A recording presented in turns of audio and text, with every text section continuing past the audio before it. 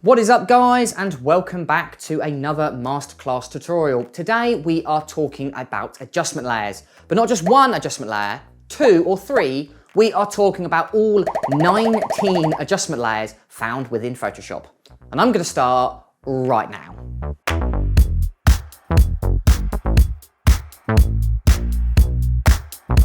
Now, if you've ever used Photoshop before, the likelihood you have used an adjustment layer. They're incredibly handy layers that you can adjust pretty much anything from hue, brightness, vibrance, saturation, the list goes on and on.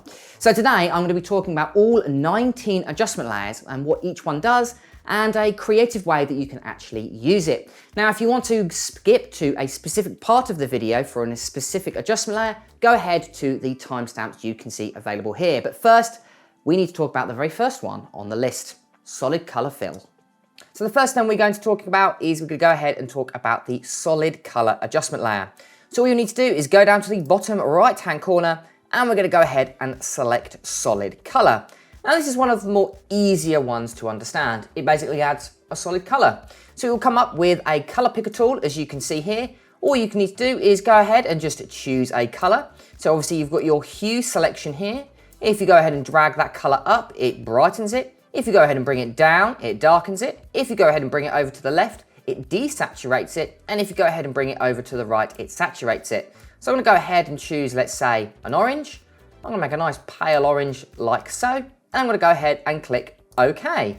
Now obviously it just adds a solid color. So to make it a little bit more interesting in this video, we're gonna go ahead and use blending modes. So all I need to do is go over to the right hand side. You can see where it says normal. We're gonna go ahead and click on that. And as you can see, it brings down our blending mode options and there are 27 to choose from. And all you need to do, because we're in 2022 or Photoshop 2022, just simply hover over them and you will get a live preview of what each one does. And as you can see, each one does something slightly different to the photo. And if you go all the way down to the bottom, you can see it actually changes it into some weird and wacky colors. So what I'm going to do is I'm probably going to go ahead and choose soft light.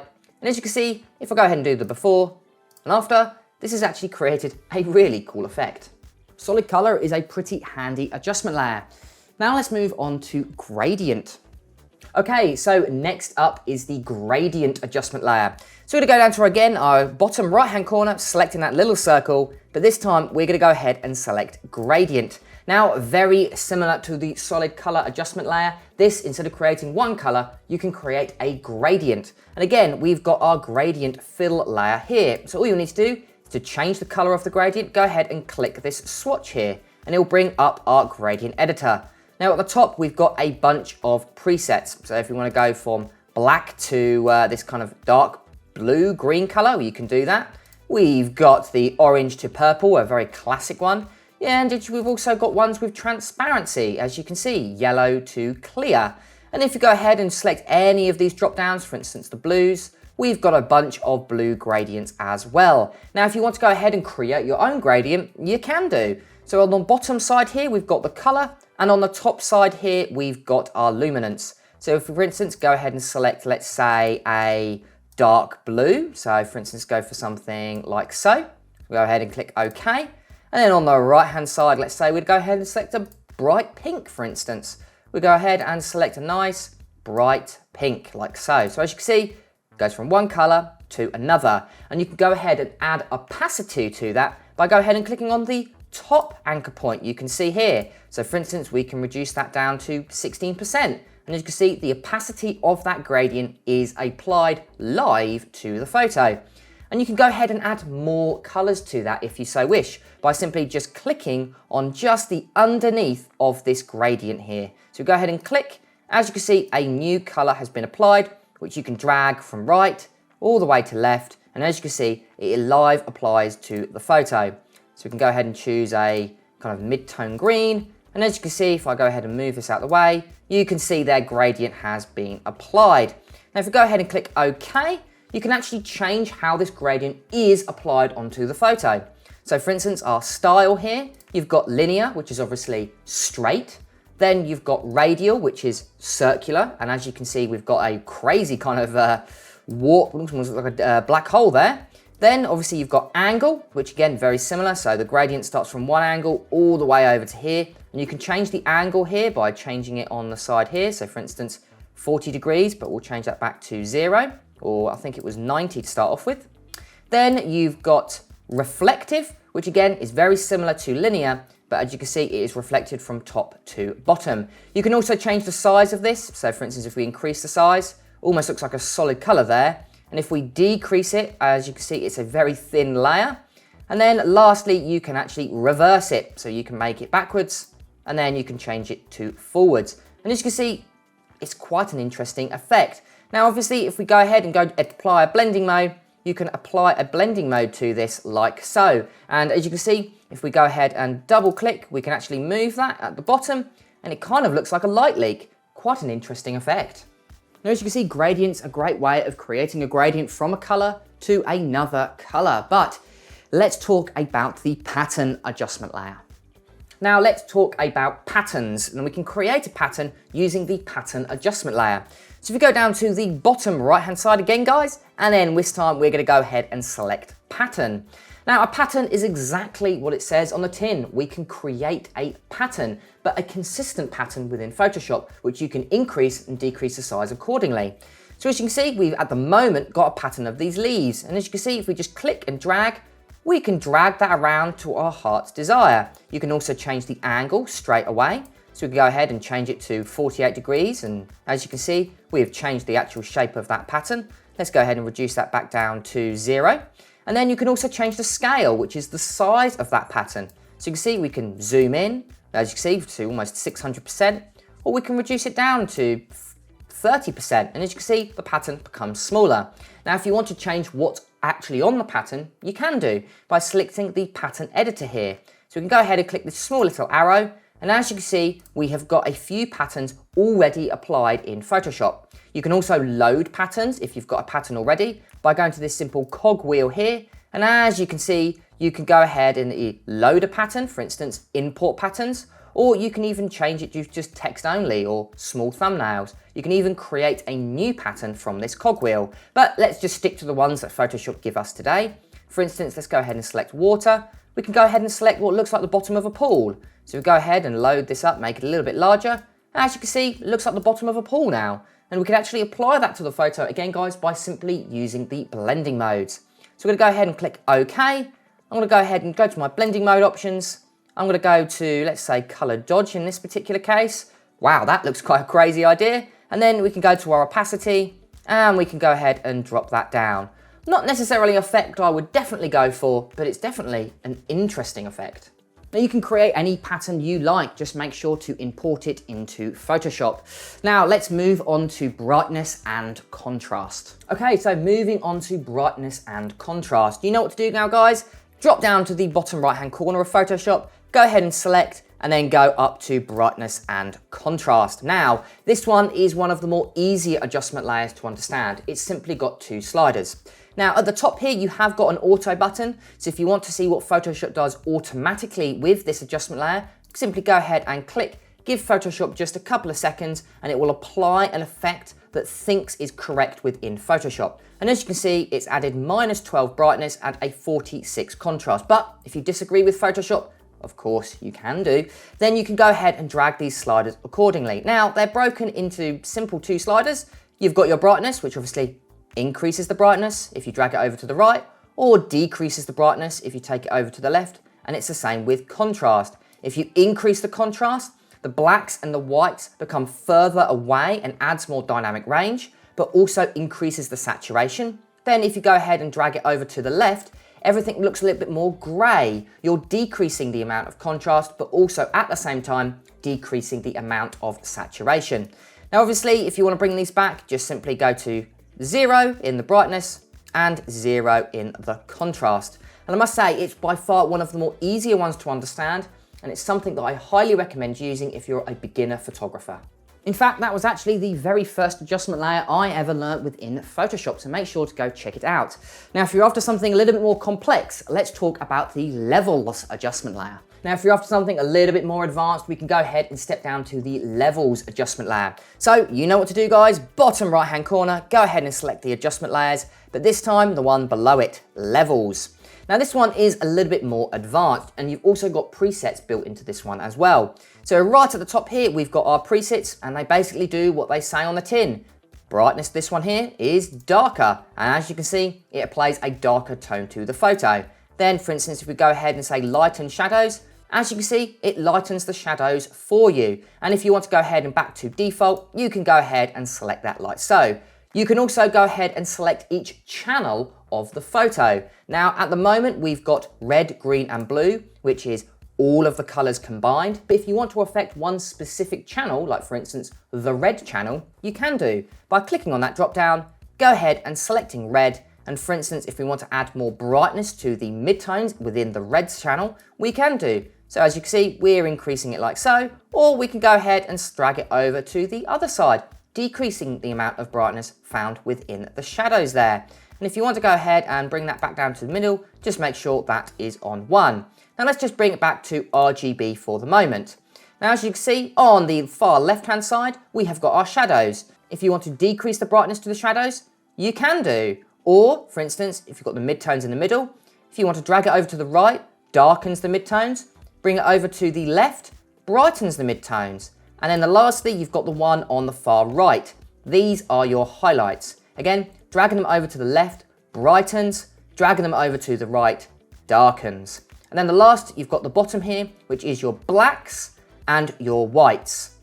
And this is really good for creating this kind of matte effect in the shadows. So for instance, let's go to the blacks here, drag them over to the right, and as you can see, we've got this nice matte tone appearing in the shadows, although the photo does look slightly washed out.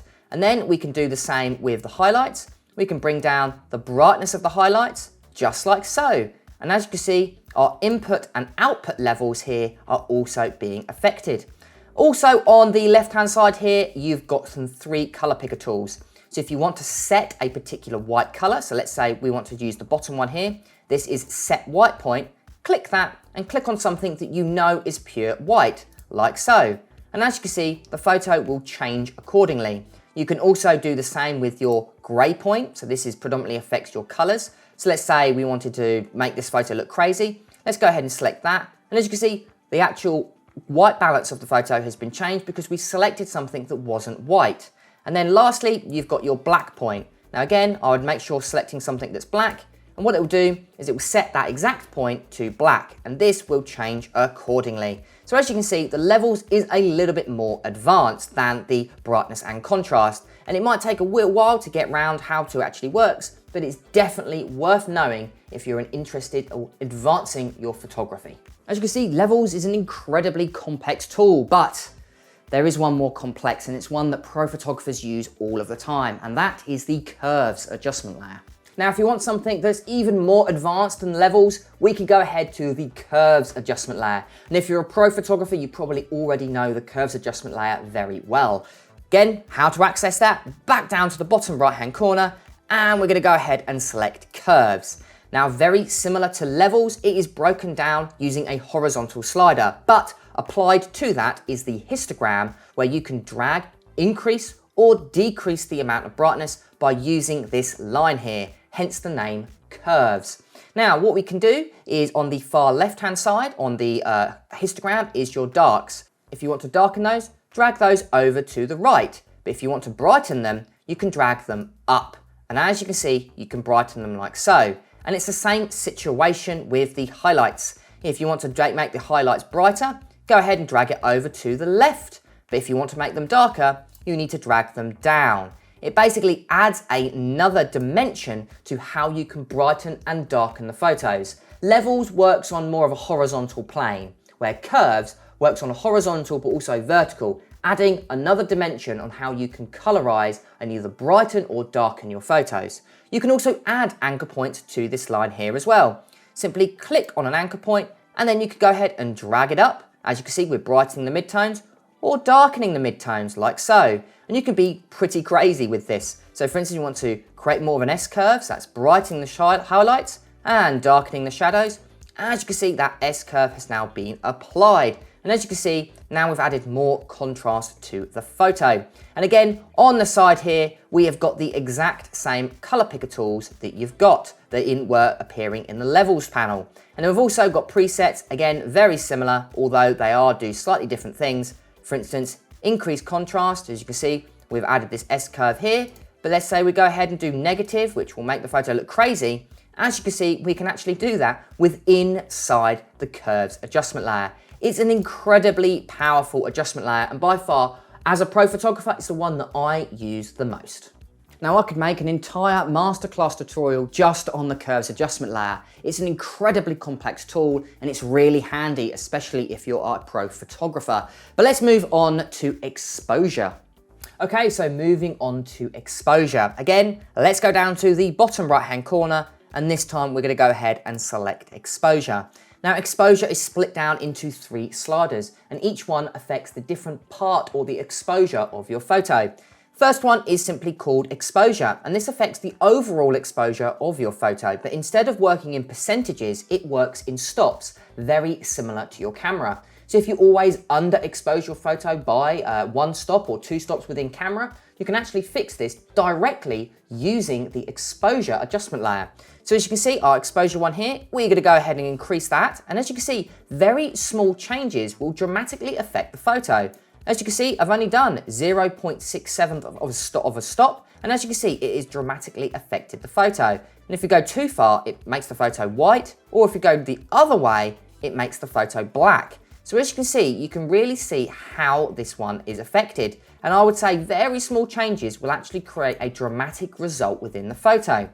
Now you've got offset here, this predominantly affects the shadows. And again, very small changes create a dramatic result. So if we go ahead and slide it over to the right, it makes everything a little bit more gray. And if we take it all the way to the right, no shadows at all. And it's the same situation if we drag it over to the left. So you can see we're increasing the amount of shadows. So you can see a very small change means we've completely lost all that texture within the jumper. Then if we go all the way over to the left, all we've got is shadows.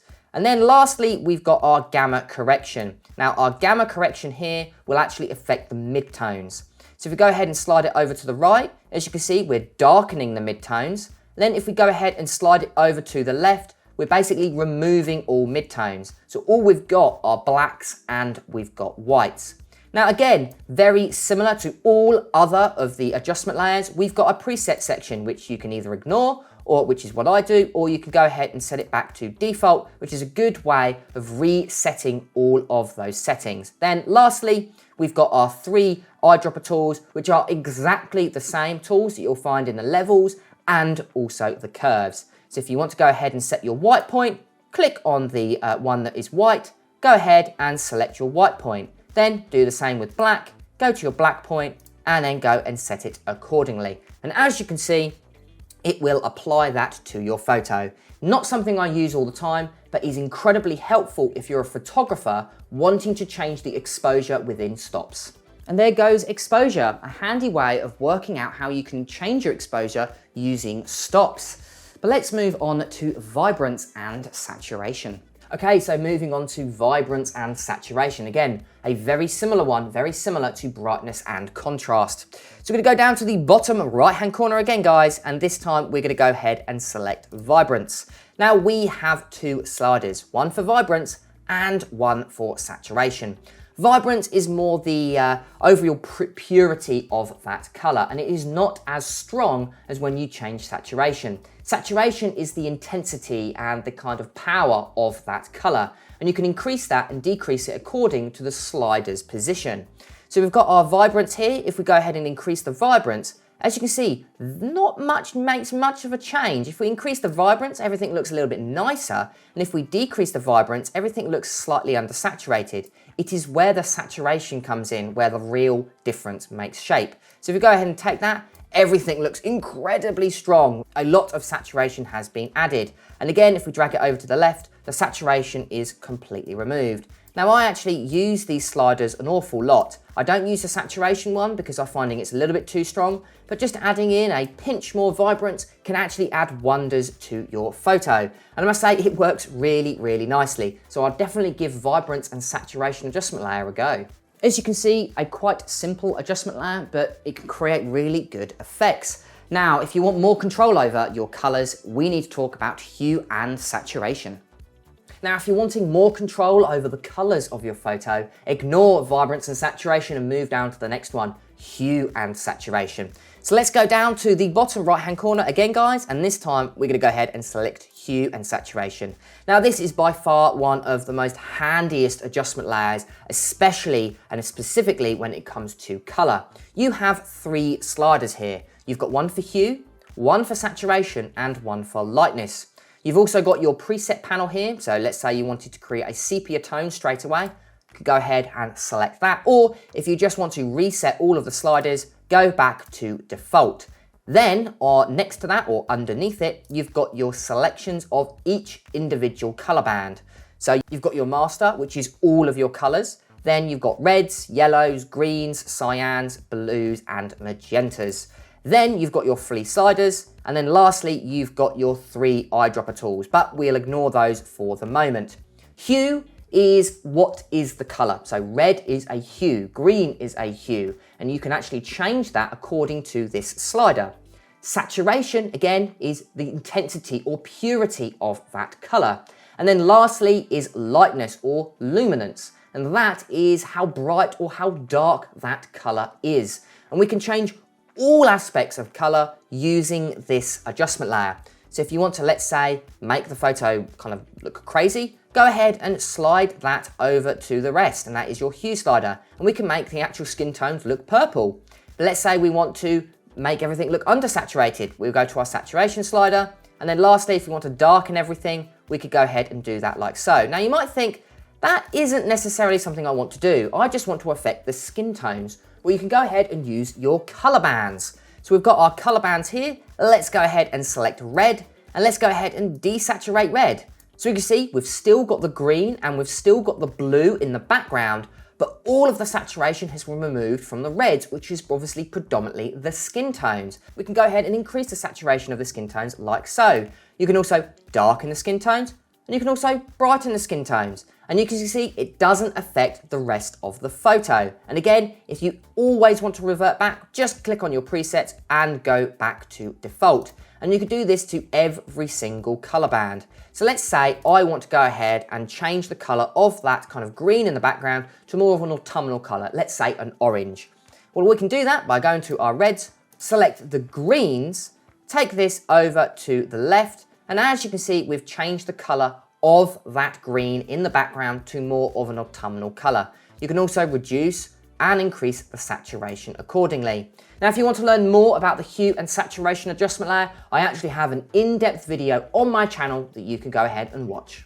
Now, as you can see, I could make another masterclass tutorial just on the hue and saturation slider, but let's move on to color balance. Next, we've got color balance, and it does exactly what it says on the tin. You can balance the color within your photos. So let's go back to the adjustment layers icon found in the bottom right-hand corner, and this time we're gonna go ahead and select color balance.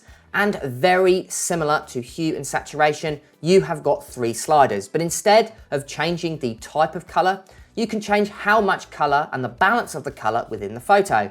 You've got your cyans to reds, you've got your magentas to greens, and you've got your yellows to blues. Now you might be wondering, why are those, what is specific about these colors? Well, they are all opposite on the color wheel. If I bring up a color wheel here, you can see that red and cyan are opposite. So you can see if we add one color, we indirectly remove the other color within the photo, hence why this is called color balance. Now, with that, you also can just affect the highlights, midtones, and shadows accordingly. So if we go to the tone selection here, go ahead and click on midtones, you can see you've got just the highlights, just the midtones, and just the shadows. So let's go ahead and let's just add more kind of, let's say, warmth within the highlights. Go ahead and select highlight. Then we're gonna go ahead and add more yellow and add more red. And as you can see, the more we add, the more red we add, or for instance, the less cyan within the photo. Or if we go ahead and slide it over to the cyan, the less red we have in the photo. Hence the why this is called color balance. And it's the same for all of these colors. So let's say you want to remove green within the photo, simply go ahead and add magenta within the color balance adjustment layer. It's a very handy tool. It's not something I use most of the time. I would probably use more channel mixer, but it is an easy adjustment layer to understand, and it's something that I recommend for beginner photographers. Yes, a very handy adjustment layer if you want to change the balance of color within your channels. But let's move on to black and white. Okay, so next is the black and white adjustment layer. So we're gonna go to the bottom right-hand corner, guys, and we're gonna go ahead and select black and white. Now, this doesn't just simply change a photo to black and white. It is a lot more complex than that. We can actually change the luminosity of every single color within a black and white spectrum. Again, like I was saying, color is made of 3 different types. The hue, which is the type of color, the saturation, which is the intensity of that color, but also luminance, which is the brightness of that color. And that is what we can specifically change within this adjustment layer. We can change the brightness. So let's say we want to make the yellows darker, for instance. We can go to our yellows here and we can go ahead and bring that down. Now, this isn't something I would necessarily change when you're using portrait photography, but when you're specifically doing landscape photography and you want to convert it into black and white, this is an incredibly powerful tool. You can make the blues a lot darker, making the sky look a lot more punchy and dramatic. Or let's say you're taking a photo of a sand, you can increase and decrease the brightness of the yellows and reds to make them look a lot more dramatic. It is an incredibly helpful tool when you're wanting to convert photos from color into black and white and make them look really dramatic and punchy. It's a really handy tool, and again, you've got a few kind of presets here which you can change. But again, you've always got that default slider to change everything back to default. Now, as you can see, a very complex adjustment layer, and it's something you can really utilize, especially when you apply blending modes. But now let's move on to one of the more easier adjustment layers out there, photo filter. Right guys, so next we're going to be talking about photo filter. So what you need to do, guys, is go down into the bottom right hand corner, go ahead and select the adjustment layers icon and go up to photo filter. Now, photo filter is actually quite an easy adjustment layer. What it does is it uses a color or a filter and applies it to your photo. So as you can see, it is broken down into basically 2 parts. You've got how you can choose the color, but then you've also got the density slider here. So let's go and have a look at the top section. So at the top here, you've got filter. Now, if you go ahead and click on that, it brings you down with a variety of different presets. You've got a few warming filters at the top, you've got a few cooling filters, then you've got a variety of colors which you can choose from. But if you specifically want to choose a color that you want, then you can go ahead and choose your color picker. So go ahead, select the color tool here, go ahead and you can bring up your color picker tool, which then you can go ahead and select any color of your choice. But in this particular instance, I'm gonna go ahead and choose a filter. I'm gonna go ahead and choose warming filter 81. Now, once you've chosen your color or filter, you can then go ahead and apply the density. Now, density is a little bit different to opacity. What it does is it's basically interacts with the color below it and mixes it, where opacity is all to do with the opacity of that, so the transparency of the layer above. So as you can see, if I reduce this down to 0, it makes no difference to the photo beneath it. But if I go ahead and as I increase it, the color mixes with the color below it. And as you can see, if we go all the way to 100%, it almost looks like it's only one single color. It looks almost monochromatic. But if you do look in the background, you can see some of the original color is bleeding through. It's like mixing paint. The more you mix, the more of the original paint is left. So what I'll do is I'll probably reduce this down to around about 30%. 20 to 30% seems to work nice in most cases. And what I could do is show you the before and then show you the after. It's a very, very subtle change, but you can add a nice warmth to the photo by using the photo filter adjustment layer. As you can see, pretty much does it what it says on the tin. Applies a filter to your photo. But now let's move on to one of the more complex adjustment layers. That is channel mixer. Now, all photos are made of 3 different colors, red, green, and blue, and you can find them in Photoshop called channels. But if you want control over these channels, there's realistically only one adjustment layer you can use, and that is the channel mixer. So we're gonna go down to our adjustment layers icon, and we're gonna go ahead and select channel mixer. Now, This is a very handy adjustment layer to know and understand. All photos are made of 3 colors, red, green and blue, and the channel mixer allows those kind of channels to interact with each other, and you can change the output of the photo. So how this is broken down is you've got presets at the top. So again, if you want to change any of these, then you've got your output channel underneath. And again, you've got 3 channels here, red, green and blue.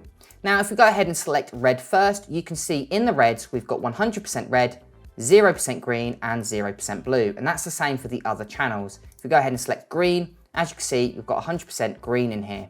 Now, the 2 others, you've got total, which is your total output, and you want to make sure this is as close to 100% as possible. Then you've got your constant, which is how that color is manipulated and applied to the photo. If you hover over it, it will actually give you a brief description of what it does. Now, what we can do is if we go back to the reds here, if we go ahead and let's say increase the amount of green in the reds, as you can see, the greens have now added more red to the greens. And as you can see, a warning has popped up, which is basically saying that we have added in more color than there was previously. So what I'd recommend in this particular case is try and reduce that back down to as close to 100% as possible. And again, if you change your constant here, you can go ahead and increase the amount of red found in the total photo, or you can go ahead and decrease it. And if you go ahead and do that, as you can see, cyan is starting to be added in.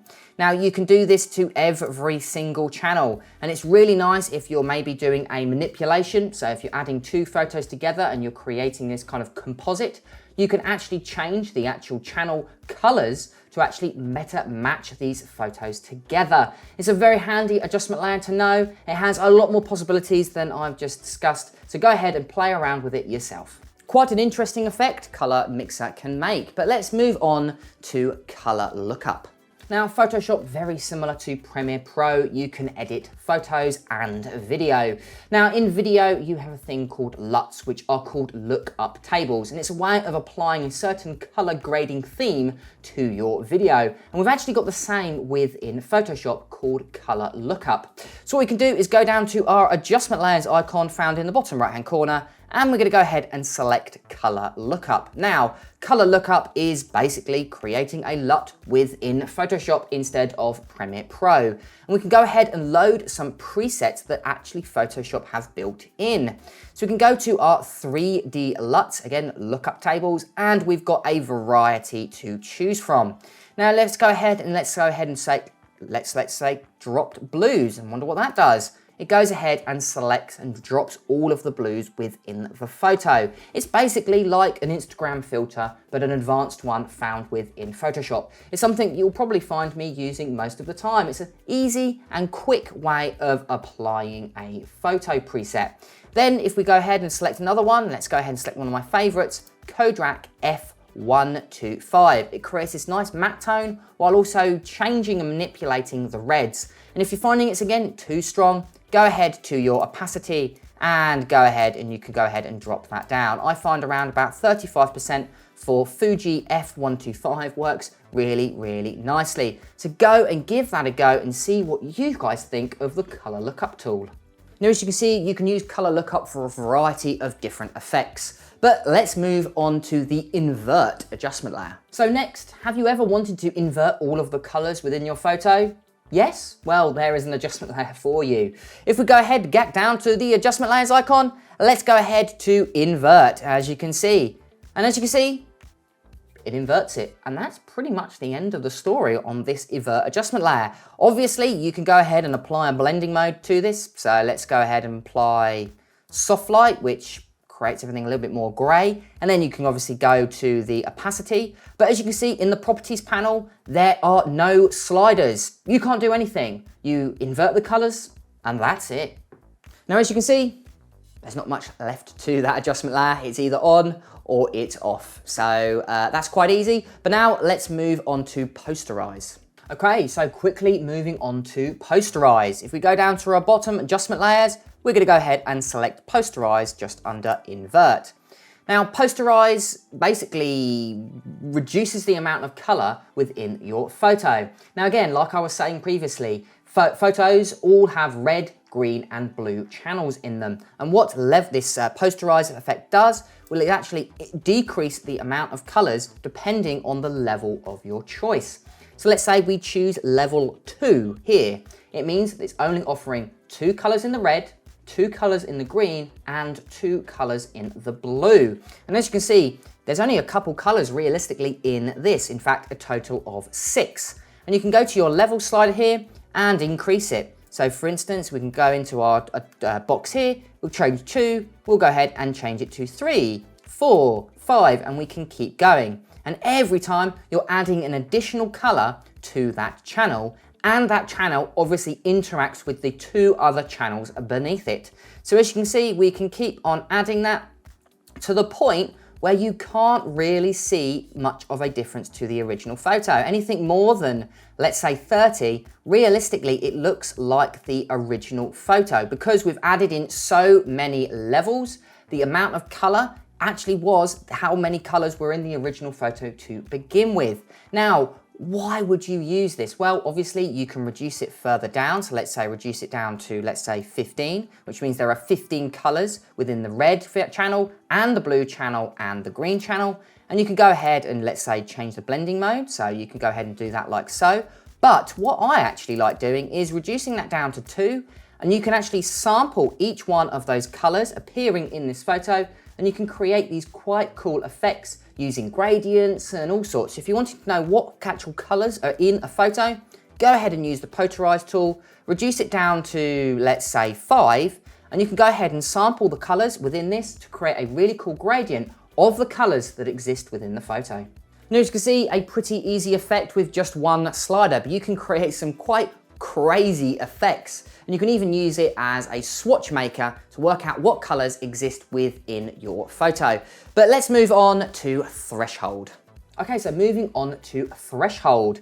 Let's go down to the adjustment layers icon and go ahead and select threshold. Now, what threshold is, it converts all the colors to either black, 100% black, or 100% white. And you can actually change the level threshold by this slider here, and you've actually got your histogram to help you out. Now, if you want to go ahead and decrease the amount of information found in the highlights by adding more black, you can do by dragging it over to the right. And you can go ahead and do the same to the left. And if you drag it all the way, it turns it to white. And again, if you drag it all the way over to the right, it turns it to black. And you can actually change the number here. You can change it accordingly. And 128 is the center. Now you might be thinking, again, why does this adjustment layer, why is it around? What does it do? Well, you can obviously do it like this, but an actual effective way is you can go again to your blending modes and you can go ahead and change that accordingly. You can see how the highlights and shadows actually affect the photo. And it's a handy way of working out where the shadows are by changing the threshold. It's not something that you would, let's say, use within a post edit, but it's something you can use as a tool to work out where the shadows fall, but also where the highlights fall within your photo. Yes, a very easy way to work out where your shadows and highlights fall. Now let's move on to gradient map. Okay, so moving on to gradient map. Now we've already discussed a gradient within Photoshop, but the gradient map maps it onto the brightness of the underlying pixel. So how does this work? Let's go down to our adjustment layers icon and let's go ahead and select gradient map. Now gradient map is great for creating color grading styles and techniques. If you watched any of my previous color grading videos, you'll see that I use the gradient map more often than not. In fact, I've actually created an in-depth video just on the gradient map, and if you'd like to learn a lot more in depth, go ahead and watch that video. So what we can do is go ahead and select our gradient here, and as you can see, we've got a variety of thumbnails to choose from, but let's go ahead and select a custom one. So let's go ahead and select, instead of white, let's go ahead and select maybe a dark blue. So let's go ahead and do a dark blue like so. Go ahead and click OK.